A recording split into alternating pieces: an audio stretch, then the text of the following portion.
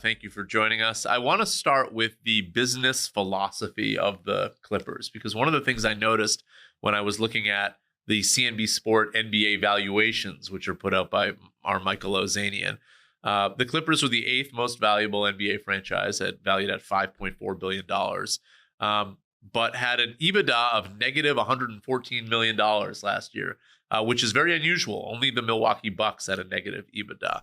So what is the business strategy of the Clippers? I guess it seems like, are you guys okay taking losses? Steve Ballmer's obviously a very wealthy individual. Well, I mean, there's a lot of things to consider in those valuations. So first of all, it's based on last year's numbers. So you're going to see those dramatically shift now that we're in a building that we own rather than being a renter. You're going to see things like, sponsorship numbers triple. So you're going to see a lot of differentiation between those numbers last year and the numbers this year. But there's a lot of things that go into those evaluations. And part of it is how far you go in the playoffs. That has a pretty big impact on EBITDA. Last year, unfortunately, we didn't go as far as we would have liked to. But you'll see, I think, a dramatic change this year. And then again, next year, after some of the one-time only sort of inaugural expenses of Intuit Dome have kind of worked their way out of our numbers as well. But what won't change is our commitment to being extremely competitive with the NBA's elite. And that is not inexpensive. So, if you look back at the last 4 NBA champions, they're all in the luxury tax. And that adds significant expense.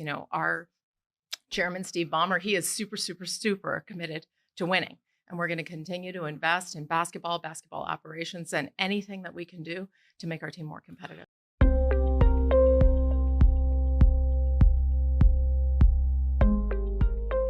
What have your thoughts been on this season? It's been a little bit up and down. Obviously, you opened up the stadium, which we'll get into in a second, but just sort of the total package, the team's performance, the opening of the stadium.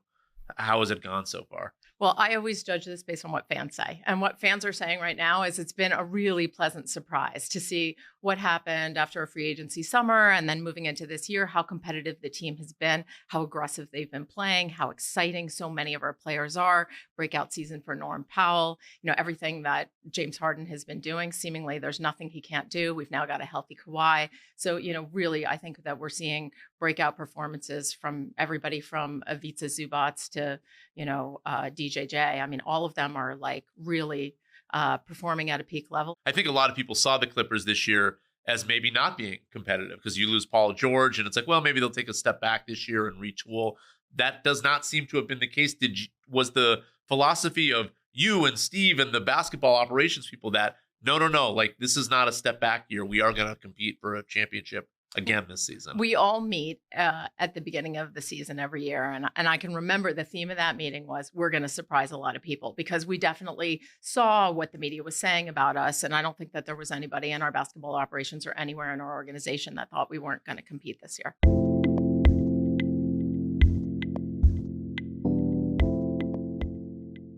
All right, let's talk about the stadium because I have not been to the stadium yet, but I have certainly seen images. There are a few hallmarks to the stadium, and I'm curious how the ideas develop. So let's start with the wall, which for those not familiar is sort of the setup behind the opposing basket when the team is shooting free throws with the idea that they will miss free throws. Whose idea was that?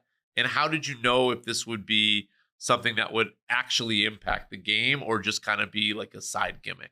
Well, we call that the enemy side of Intuit Dome. And this is the side where the opposing team bench is located. So it starts in row 1, goes all the way up to row 51. And it's 4,700 seats, and smack in the middle of it is a supporter section that we call the swell. And this is really the heartbeat of the arena.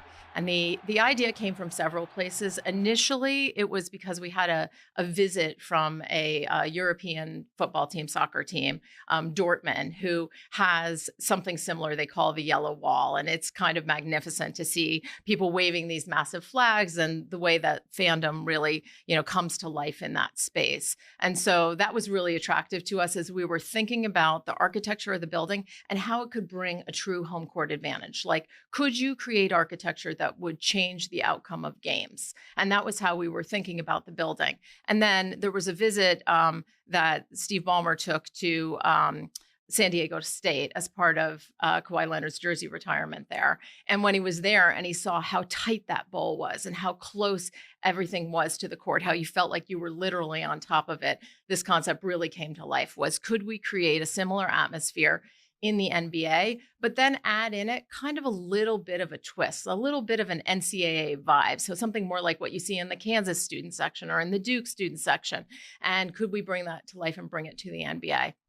And I think what we've seen as a result, we had an expectation that it would really provide not only entertainment, but also a true home court advantage for us in a market that's difficult to achieve because we have so many transplants. But what we've seen is far beyond anything I think anybody could have expected. A few weeks ago, we had this game against Cleveland, and you literally felt like the entire arena was propelling the team to win. The opposing team missed 10 free throws, I think, in the second half. Do you have like aggregated data for all free throws against the wall and if it's working? Yeah, we sure do. In fact, the wall right now is at a like 70, I think less than 75% free throw percentage, which if ranked against all the NBA teams would put it dead last, 30th in the NBA. So Kevin Durant, I think during the first game, quote, right? Yeah, saying like, I missed 2 free throws and I think that's working. Yes, maybe there was an expletive in there. Yeah, there was. Yeah, right. And we love that. Yeah. I think that was the first time where we thought, oh, this is fun, right? But it was the first game. So is that something that you could sustain throughout the entire course of the season? And I think what we're seeing is they're doing their job. And let's talk about the Halo scoreboard too, because the idea of that, I believe also was, can we build something in the stadium that will actually affect the game? How does that affect the game? Yeah, so I think it's got a few purposes to it. So this is a 2-sided, 44,000 square foot LED scoreboard that if you're sitting down low, you look at the inside ring of it. And if you're sitting up higher, then you would look at the outside ring of it. But what Steve talked about the entire time that we were working on this was, don't think of it as an object. So this has to be something where the content that's on that board does something to help people have a better experience at the game. And it could be things like entertaining people. So there's a lot of things on there that are extremely entertaining. It can engage. So we have all sorts of games that you can interact with. In every single seat, we ran power to the seats, and in the armrest is a game controller. And so we can play games where you literally can interact with the Halo scoreboard. And, I think the last thing is really to educate. So throughout the game, the way that it updates stats, how it teaches you about where players are in the game, if there's a record potentially that somebody is chasing. So all of those things just make you way more informed, whether you're an intense basketball fan or not.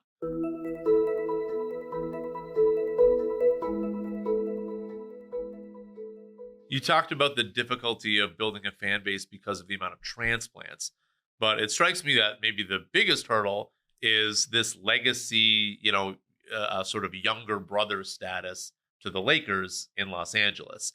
How have you gone about building a brand that actively combats this fact that you're just sort of naturally the number 2 team in a city?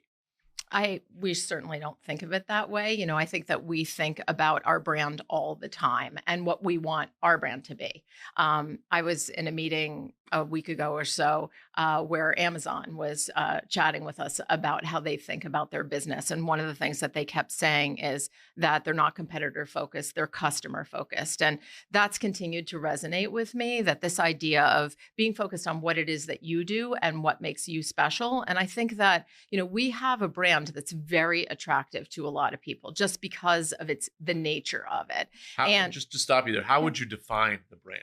Well, I would define it the way fans define it. So it's interesting, when we're moving into Intuit Dome, we wanted to do a brand refresh. So there's a new logo, there's sort of new messaging. And when we talked to everybody about the brand, we said, what does it stand for? And they kept saying, this is a brand that has a vision. This is a brand that's moving forward. This is a brand that has direction. We're gritty. We're tough. We, never say no. I mean, that's a lot different than what the brand stood for 15 years ago, certainly. So And I think the interesting thing about it was, as we were thinking about what that was, they kept saying this brand has a true north. And so if you look at our new logo, it has a compass in it. And it's really this idea of, that if that's what people feel like the brand stands for, let's keep charging toward that.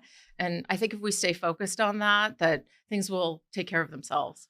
If an event happens like the Luka Doncic trade, where now suddenly all the attention goes to the Lakers from a national standpoint, is that a negative for the Clippers? Do you feel like, all the oxygen, all the momentum we've been trying to build gets sucked out of us? Or is it not that sort of one-to-one comparison? There's ebbs and flows to attention. And, you see like all of these news cycles where something is the biggest thing and then it's not, and then something else is the biggest thing. Certainly we've been front and center and gotten our fair share of attention with the opening of Intuit Dome and all the excitement that that's brought to the market.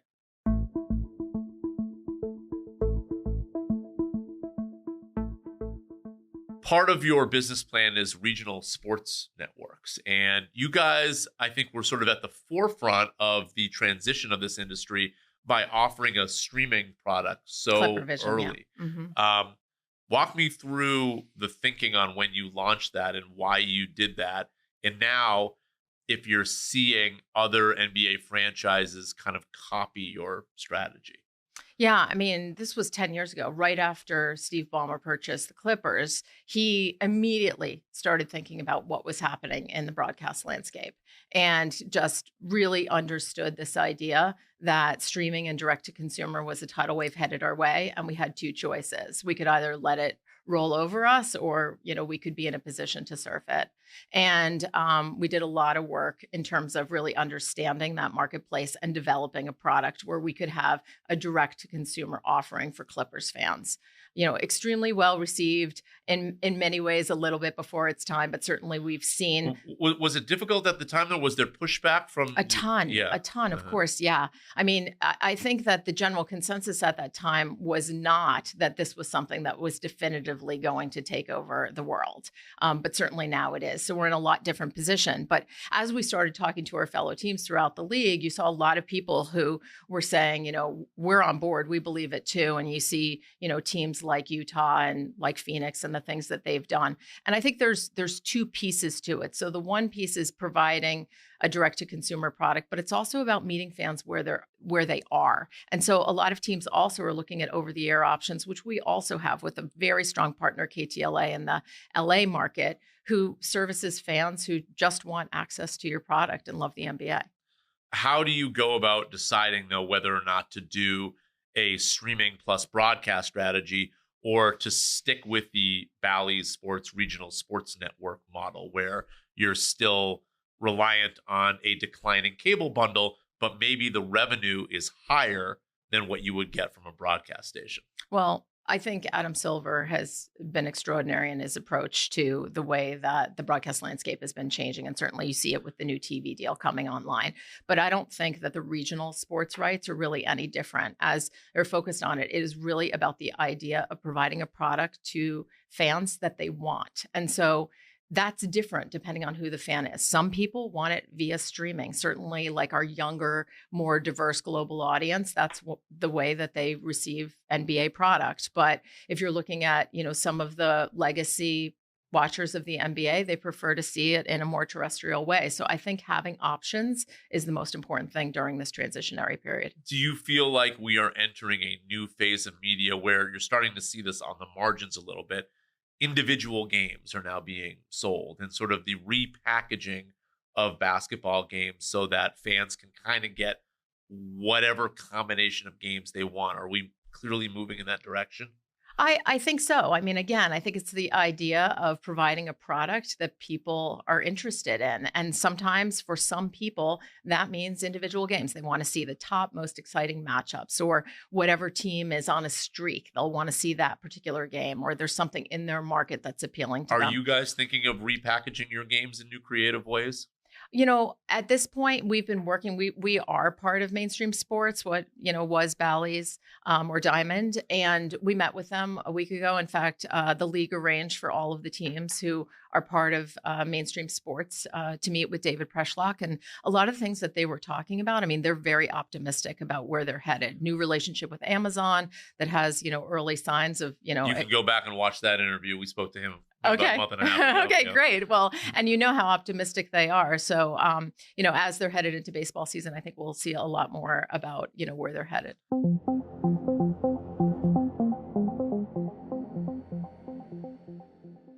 Let's talk about Steve Ballmer a little bit. I think people have a rough idea of what Steve Ballmer is on camera.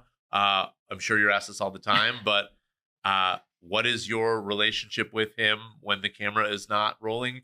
Describe who he is, and also maybe walk me through just how hands-on he is on a day-to-day basis with the team. Well, I mean, I have the greatest boss in the world. I'll just start there. He is fantastic to work for. A lot of the reason why I love working for him is because of how competitive he is and because of the way that he pushes. He's never satisfied. And that for me is exciting. This idea, if you look at, fans, I mean, they're never satisfied either. And even if, we're the very, very best at something, he's always focused on how can we be better tomorrow? What can we learn from what we did today that pushes us forward? And that provides for an environment that I think is really attractive to people who are very creative and who are very ambitious. And so our team of people that works at the Clippers are, pretty extraordinary. So some of the things that we've been able to do when you look at the fan experience at Intuit Dome, a lot of our technology, a lot of the things that we've done to create a frictionless experience, a lot of things that we've done to truly eliminate lines in a big event environment. These are all things that if you didn't have Steve Ballmer's vision, I don't think we ever would have even attempted to tackle. And the other thing that he makes possible is that it's okay to try something and have it not work out. That's fine. He wants you to be smart about it. He wants you to pivot quickly. Is he yelling and screaming at you behind the scenes? No, he doesn't yell and scream at all. He's loud. He's excited. He has a tremendous amount of energy, but no, I don't feel like he's ever yelled at me in the 10 years that I've been working there. But he does have extremely high expectations, and particularly on the business side, he's very intense about making sure that we're hitting numbers, that we're really thinking through how to run an efficient operation.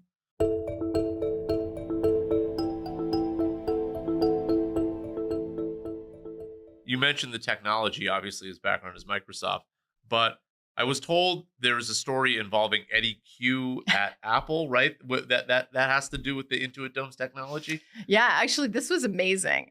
So we built an app, and it's a complete integration for fans. So one of the things that we've done differently, we've added a little bit of friction up front. So it takes you a few minutes to accept the first time you come to Intuit Dome your ticket, because you have to put in all your information. But then we have a one-to-one relationship with every fan who comes into the building. So every fan has to have their own ticket and log on to their own account so that we know who you are. But that enables us to customize the experience for every fan. And one of the big challenges we were having with that is that we ask you to put in your payment information, because we have a feature called Game Face ID, where you can take a selfie of yourself. And if you do that, you never have to take your phone out of your pocket. You can walk into the building and it takes your ticket, quote unquote, with your face. You can walk into a concession stand, you can pull something out of a fridge, you can pull something out of, one of the food warmers, and just walk right out of the stand. Never stop for a cashier. That's one of the things that's created our ability to really eliminate lines. So as we were doing all of this, we were getting, between 75% and 80% of the people who were choosing to use Game Face ID, but a much lower percentage of people who were enrolling in their payment method. So they were not wanting to type in their credit card number. And we're thinking, God, this would be so easy if you could just link it to Apple Pay. But, that's getting a very large company to kind of integrate with you in a way that takes time. So Eddie Q from Apple came to see a game, and we were showing around the building, and he asked the question. He said, hey, when I logged onto this thing, it would have been great if I could just link to my Apple Pay. And we're like, yeah, absolutely. We agree. So I don't know. It took about 2 weeks. So now you can just upload your Microsoft Apple friendship there. Yeah, I think there's friendships with a lot of the tech. So if you think about across all of the different things that we're utilizing from, Google to Adobe to Globin, our integrator, iFi, who handles all of our technology inside our commerce area. Like, so many different brands had to integrate in order to make this work. I mean, every credit card company possible. So it sounds like we should be expecting positive EBITDA numbers moving forward from perhaps starting next year from the Clippers. Yeah, I mean, I think that you will continue to see them grow and grow and grow. Certainly, Intuit has had a major impact on our revenues and the team's valuation. Yeah, exactly. I will tell you this: like, it's not something we spend a lot of time focused on. Steve Ballmer tells me all the time that he has no intention of selling this team. He's going to die owning the Clippers. Appreciate you joining us. Thank you. Great to be here.